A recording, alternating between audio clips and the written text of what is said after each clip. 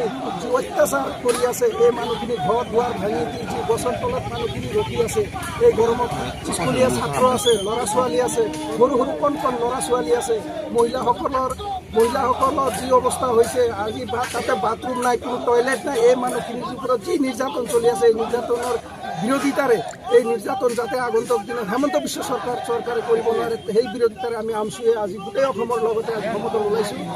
আৰু কিছুদিন আগত আপোনালোকে জানে যে বৈধ নথি পত্ৰ থকা প্ৰকৃত অসমীয়া ভাৰতীয় নাগৰিকক তেখেতসকলে যি পুছবেক কৰিছিলে, এই পুছবেকৰ বিৰোধিতা আমি কৰিছোঁ। কাৰণ যদি পুছবেক কৰিছে, যদি বাংলাদেশ আহিছে, এই মানুহখিনি কিয় লৈ আহিব লগা হ'ল?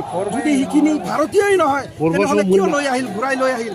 ইয়াত আপোনালোকৰ জৰিয়তে বুজিছোঁ, কাৰণ এই যধে মধে ভাৰতীয় নাগৰিকক হাৰাশাস্তি কৰি আছে বিজেপি চৰকাৰে।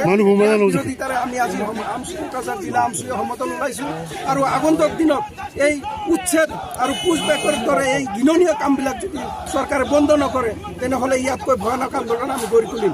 কাৰণ আপোনালোকে জানে এই উচ্ছেদৰ জৰিয়তে আমাৰ কণ কণ ল'ৰা ছোৱালীয়ে স্কুলৰ পৰা বঞ্চিত হৈ আছে, এইসকলৰ শিক্ষাৰ ক্ষেত্ৰত হেমাহি কৰি আছে। হেমন্ত বিশ্ব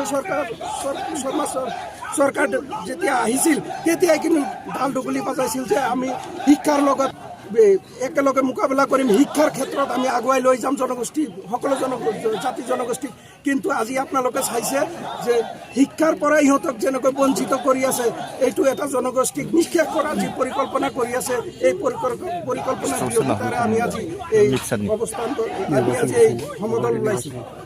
ক'বলগীয়া নাই, কিন্তু এইখিনি মানুহ ভাৰতৰ নাগৰিক, অসমত বসবাস কৰা প্ৰকৃত ভাৰতীয় নাগৰিক এইসকলৰ পুনৰ সংস্থাপনৰ ব্যৱস্থা কৰি দি তাৰ পাছত সকলক উচ্ছেদ কৰক, আমাৰ একো ক'বলগীয়া নাই। কিন্তু এইসকলক যধে মধে 2 দিন 3 দিন আগত নোটিছ দি গৈ ঘৰ ভাঙি দিয়াটো ক'ত যুক্তিকৰ হয়, কোন আইনত পৰে এইখিনি? তো আইন হেমন্ত বিশ্ব শৰ্মা একচুৱেলি আপোনালোকে ভালদৰে জানে যে আইন বহিৰ্ভূতভাৱে এইবিলাক কাম কৰি আছে আৰু নিজৰ 2026 ইলেকশ্যনৰ কাৰণে এইখিনি কাম কৰি আছে, যাতে গোটেই লৱাৰ অসমত এইখিনি কাম অত্যাচাৰ কৰিলে আপাৰ অসমত ভোট পাব বুলি যি মানে এটা মনোভাৱ লৈছে হেমন্ত বিশ্ব শৰ্মাই, এইটো কেতিয়াও মানে নহয়, কাৰণ ফলপ্ৰসূ নহয়। কাৰণ আপোনালোকে জানে আজিকালি অসমৰ প্ৰতিজন মানুহে এটা কথা চিন্তা কৰি আছে, অসমত এতিয়াও ভাল মানুহ আছে, যিহঁতে নিৰপেক্ষ চিন্তা কৰা মানুহ আছে, সেইসকলে নিশ্চয় এই দৃশ্যখিনি চাই আছে।